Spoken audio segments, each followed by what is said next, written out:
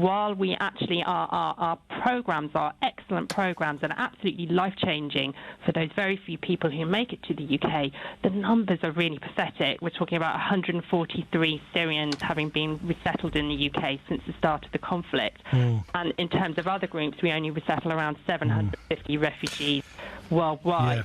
And I'll give you another example. If you're a Syrian mother and you're living in safety in the UK, but you have a daughter who's escaped perhaps to Lebanon, living in dire circumstances, barely able to get, potentially not able to feed herself and at risk every day, and you're probably desperately worried about her. If she's 19 years old, it will be extremely hard for her to join her mother here in the UK. Her only chance will probably be to make that incredibly dangerous journey across land and then over the Mediterranean. There's an urgent need to look at some of those to ensure that we're making it easier for people to access safety in the UK, particularly where there's that connection in place. So Anna, as you know, I first, in the face of considerable resistance in parts of Whitehall, insisted that we do initiate our Syrian resettlement programme.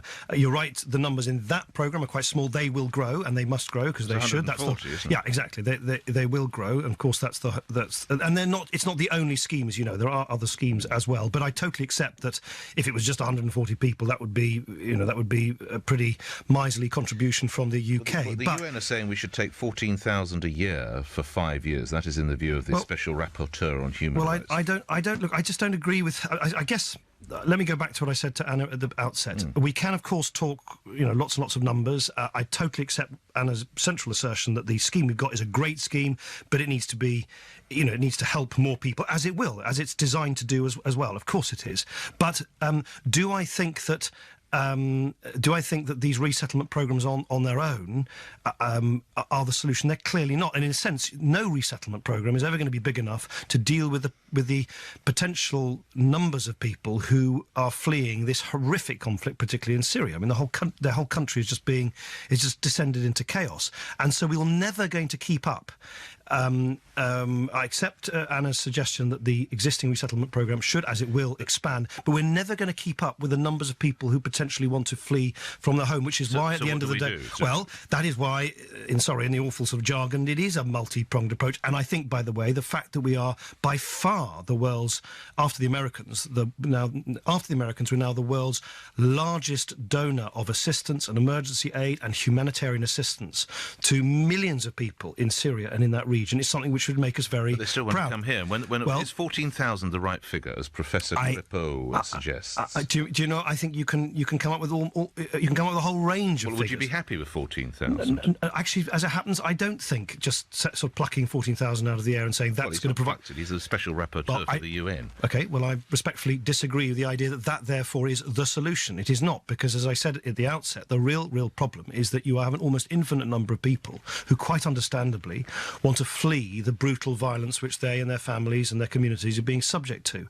And that, of course, is why I think the focus must remain, as it does, on the very, very considerable millions. I think it's now the largest project of humanitarian aid and assistance that our country has ever undertaken is in Syria, and that is right, because that is where we can make... But it's not just Syrians, is it? It's Eritreans. There's all sorts of people who are trying to cross the water, Deputy Prime Minister. Indeed it is. So in the light of that, the decision to end that search and rescue mission last autumn, which you and the Prime Minister pushed, that was a wrong call, wasn't it? I think it was, with hindsight. I mean, if I can just be quite specific, the Italians, who are at the front sort of line in all of this, they said that sending out rescue and search and rescue missions, by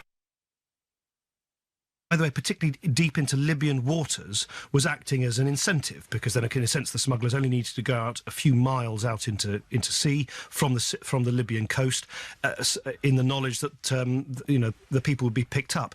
So I don't think it was... I mean, one can always be very wise with hindsight, but when the Italians themselves said, look, we want to change tack, it would have been very odd for Britain, if you like, from a much greater distance to say, no, you can't. Right. So, of course, that was a decision led by the Italians and others.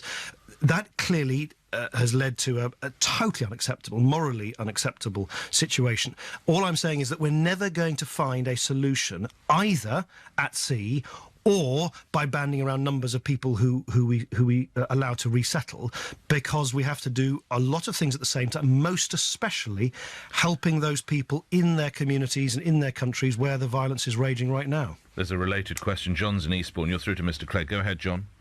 Yeah, good morning, Nick. I would just like to say, obviously, we want to remain, if we can, a compassionate nation, same as all of Europe, you know. And I just two quick points I'd like to make. One is, obviously, Libya and Iraq are both oil-rich countries, and it's just a terrible shame that all these years they've been selling billions of barrels of oil, and obviously their own people have not benefited from that at all. Both the countries are now obviously in a terrible state, smashed to pieces, and you know, obviously there must be some kind of limit, though, to how many people we can actually take into Europe, because obviously this, you know, there are just limitless numbers that want to come here, isn't there? Well, what is the answer? There is no solution, really, is there? Well, John, look, I mean, first, I accept your assertion that, in a sense, that it isn't really, at the end of the day, a kind of, you know, here's an ideal number of people who resettle to Europe, and there's a number that is not ideal. You're right to say that we live in a very insecure, unsafe world where there are a lot of conflicts raging. Our neighbourhood, our neck of the woods, Europe, is adjacent to some of the most vicious conflicts we've seen anywhere in the world since, you know, for a generation or two, and they are creating this sort of domino effect of instability in the region, which is dangerous. We're seeing this increasingly bloody conflict between the Shia and Sunni Muslim communities in parts of in parts of Iraq, as you can see, and in Syria and elsewhere. It is a very dangerous time, and that is why I think A, we need to be compassionate. B, we need to use our wealth and our clout through aid and assistance to try and help those people who are being displaced. We need to do everything we can to bring an end to the conflict, and we need to remain united with our European partners and indeed with the Americans. And if we can do all of those things, we can try and keep ourselves safe and also act compassionately. But you're right, John, it's not straightforward, and it's a very difficult balance to strike. I suppose the final part of that question is, when will Britain be full? When will Britain be full? What, because of these conflicts? I don't think the conflicts in Eritrea and point where we simply we have a housing crisis, as you'll be aware. Would there be a time when Britain simply cannot take any more people? I don't, as it happens, and Anna was highlighting that some of the resettlement schemes have only resettled a very small number of individuals, so I don't think, if that's what you're suggesting, that there's any link between the number of Syrians and Eritreans coming into the United Kingdom and the overall pressure on the housing market. The overall pressure on housing is, we've discussed this before, is actually nothing to do with Syria and Eritrea.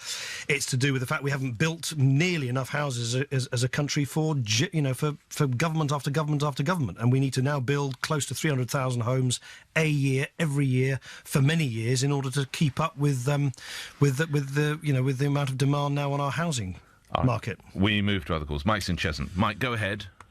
Yeah, good morning. Morning, Mr. Clegg. Morning, Mike. Tomorrow you should probably have a lot of time on your hands. Oh, how charming, Mike.